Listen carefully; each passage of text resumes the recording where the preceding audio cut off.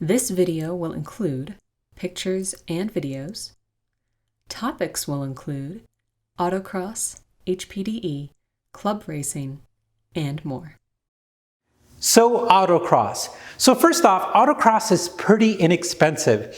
Most of the websites or the people who are hosting an event usually charge between anywhere from $20 to $50, and 50 being in the high range. So it's pretty inexpensive, and it means it's accessible to a lot of people.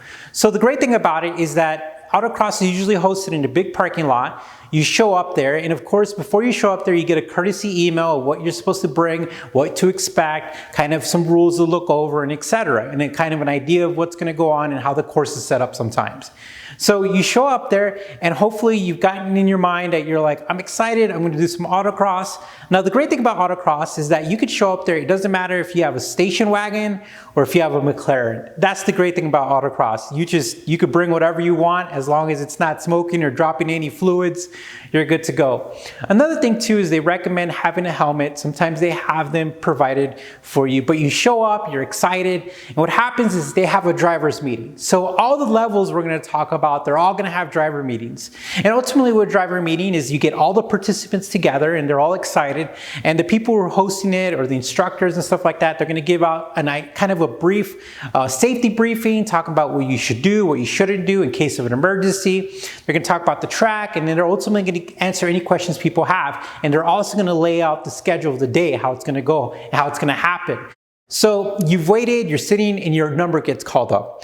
Well, you line up, and what they do is they make a course, and the great thing about it is they use cones, so they could pretty much make up any course they want, but they have an idea of what works and what's best. And the thing about autocross is that it's a low speed environment, meaning you're not going to go high speed. If you have a manual car, you're most likely not even going to go into third gear. I don't know, depending on your gear ratios, but most likely not.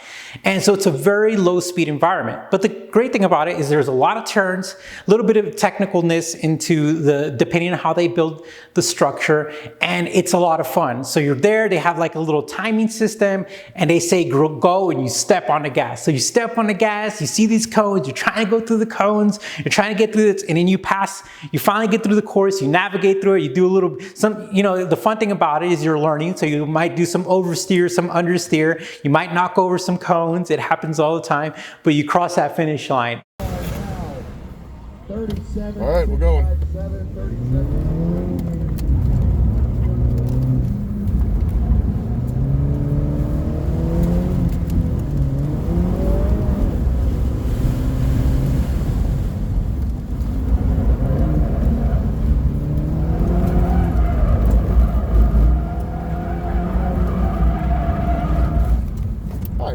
That was fun.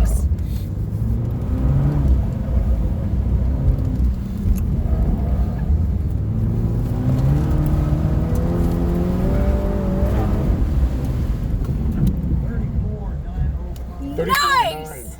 And the great thing about it as a driver is that you're starting to understand how the car reacts. You're starting to understand what oversteer and understeer is. You're starting to understand a little bit more the nature of driving. So it's really neat. All right, so what happens? You're a person in autocross and you get excited. You're like, this is cool. What else is out there? Well, that's where we're going to go into level 2. Okay, so level 2 of driving or / racing is going to be called Hpde. Now, guys, this is something that I love. I did for a long time, and we're going to go through everything as if you were just introduced to it. First off, Hpde organizations, there is a lot of them. There's big names like Chin Motorsports, there's SCCA holds some, NASA's big in Hpdes, and there's even regional groups where you have Hooked on Driving, PBOC, and then your smaller organizations and clubs that could host them by renting out some track time out there. So what is Hpde? All right, so you went from autocross, you really had fun, and you're like, what is next? Well, somebody tells you, somebody nudges you and says, hey, you could do some high performance driving experience. You're like, what is that? Well, they say it's, it's an organization where you get together and you actually go drive on a racetrack. And this is very different, of course, from a parking lot. Now you're actually going to a real racetrack. Now, if you want to see more about that, I have to plug it in because he's a great guy. And Richard's Lap Around the World, he does a lot of track time, which is cool. So I'll leave his link in the description if you want to see an NSX doing some track time. But let's go back to talking about what Hpde is. All right. So Hpde, so you want to sign up, you go on the website, and the first thing you notice, right, is the price. Well, we went from a $20 to $50 price range, now between a $200 and $500 price range. It's a pretty big jump, right? Well, this whole entire video is gonna revolve around one thing, guys, and that's gonna be money. And that's just me being completely honest with you and telling you the truth. And I want you to pay attention to that. So high performance driving is between $200 to $500. All right, so you say, you know what, I've got that. You pay for it. Well, it's a little bit different. Now you're getting emails with instructions to prepare for this and tools and preparing the car.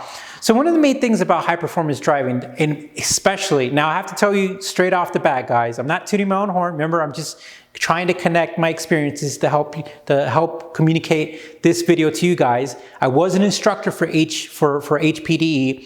So ultimately what happens is that I won't say we, but the organization sends emails telling new drivers what you need to do to get ready. And one of the biggest things is getting your car ready.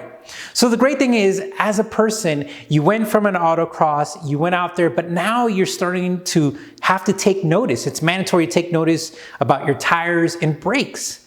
So now you're reading like, make sure your tires are X, Y, and Z. Make sure your brakes are X, Y, and Z. Make sure you bring a helmet. Some people say fire extinguisher. Some people say you need to bring these tools. Some people recommend it. I mean, preparing for an Hpde event could be its own video. So you show up to an Hpde event, you've got all your equipment ready to go. We're gonna say all that's good, checked off. You show up, what happens is that as a person for your first time, you're gonna be in what they call green group. Some people call it Hpde 1. And what it means is that you're new to the track and you're also new to high performance driving. You show up there and what you're gonna do is you're gonna be assigned an instructor. Someone like me, right? and ultimately what the job of the instructor do is he's gonna guide you and teach you how to drive that racetrack appropriately by understanding early apex, late apex, understanding braking points. You know, it's gonna be their job to sit next to you and to coach you through that. So ultimately what happens is that you meet your instructor, you look over your car, and if your instructor is doing their job, they should look over your car and start teaching you, explaining things. I love teaching people things. I love explaining the car aspects, the technical aspects. So then after that, there's a lot of free time because you've got to think about it. There are usually 4 groups. You have Hpde 1, 2, 3, and 4. Sometimes you have 3. Sometimes you might have the green group, the red group, and the blue group, or vice versa. It depends how the organization. So what happens, they go out for a certain amount of time, and when you're not out there, you're hanging out. So at that point in time, that's when the instructor should be taking their time to help you out. What do we get as instructors? Well, the crazy thing is that we get free track time. So our job is to teach the green group, and the way that we get paid is we don't have to pay for the event, but we go out in our respective groups in between times. So you finally get out there on the track with your instructor and you're going. The crazy thing about Hpde driving is that it's fast. You're on a racetrack, you could go over 100 miles per hour easily. And I'm gonna give you an example in Daytona. You're out there and on the banks of the Daytona, you could pretty much max out your car, meaning that 180, 220 miles per hour, it's all been seen, no questions asked in Daytona. So you're going out there, and my job is to make sure the instructor's job is to make sure that the new driver is safe. So as the instructor, my job is to coach, to teach, to understand how this driver's reacting, their comfort level. And the driver's job is to remember one thing and one thing only, is to leave that event, that Hpde event, to leave with their car the same way that it showed up. That's the most important thing, is safety. So you're out there in an Hpde event, it's super exciting, you're like excited. So as a new driver, you're going out there and you're making your tires squeal, and you're taking those turns, and you're feeling those G's, and you're hitting those rumble strips, and it's just so exciting. Well, let me tell you guys, it is a blast. It is highly recommended.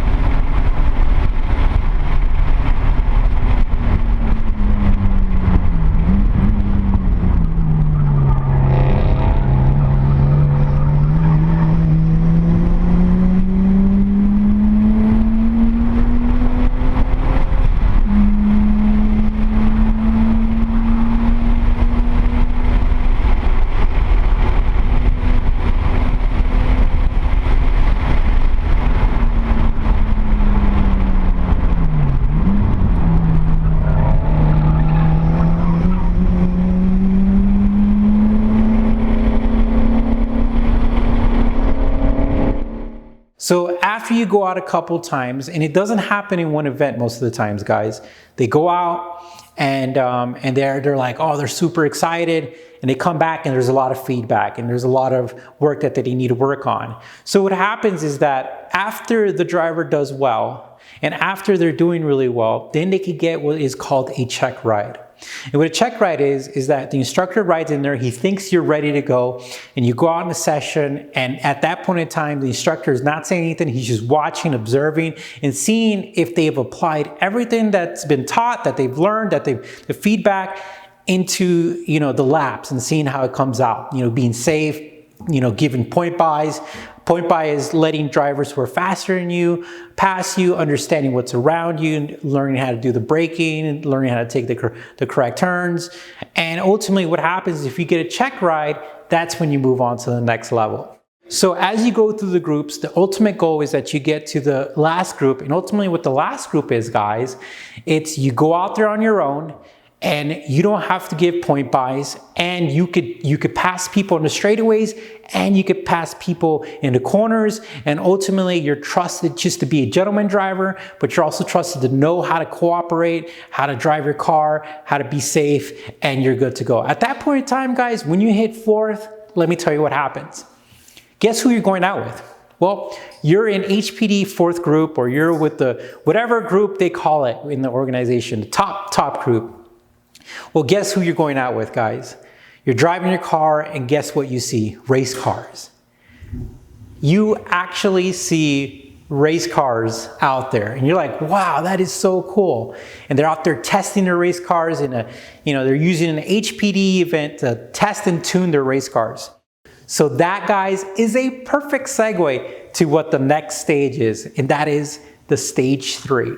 There is so many channels of racing, guys, so many.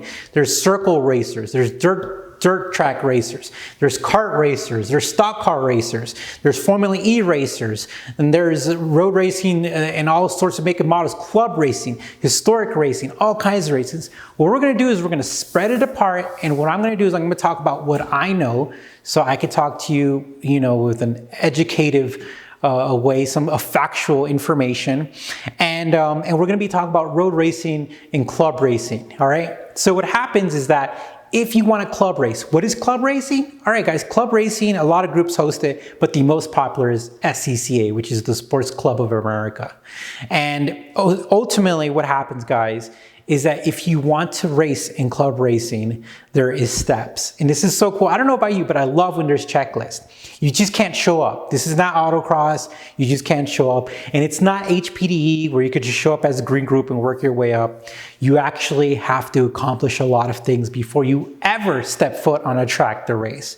So the first thing you need to do is you need to get your racing competition license. Now, guys, isn't that cool? Freaking, just like Gran Turismo, you actually have to get a racing license, a license that allows you to race, which is pretty cool. Now, the requirements for that changes, but when I was getting my racing license, you had to do a racing school or do 2 of SCCA schools, etc. So I went to Skip Barber, and let me tell you guys, a racing school is super neat. Like there's, you know, it is really neat. And this is the difference from doing an SCCA school or just a kind of like a lower end school. And the reason why is these schools, the lower end schools require you to bring your own car, right? A bigger establishment racing school provides you the car. Now it's a lot more expensive, and I'm not even gonna hide it from you guys. A racing school is between $3,000 to $4,000. You heard that right. So let's go back all the way to the autocross where you're paying $20 to $50 just for an event. Hpde event, you're paying $200 to $500 an event. Now, just to get your racing license, you're looking between $3,000 to $5,000 if you want to do it at a good school. Now, if you feel like you're a great driver, you could do the SCCA schools, which are way less expensive. You bring your own car. Here's the difference, guys. I don't know about you, but I'm worried about my cars, right? The cool thing about a bigger establishment that has their cars, buy their insurance, trust me, is that you're pushing their cars, and they're race cars most of the time. You're pushing their cars to the limit because the instructors who are actual race car drivers before or now, they're very knowledgeable. They want you to push those cars to the absolute limit because that is where you learn about driving. So quickly, I went to Skip Barber, the MX5 racing school, the 3-day school I did in Sebring. So now you've got your racing license, right guys? You're excited. What's next? Well, here's the crazy part, guys. You have to build a race car. And you just can't build any race car. There is something called the General Competition Rules or Regulations. It's a book. Oh, it's a digital book online too.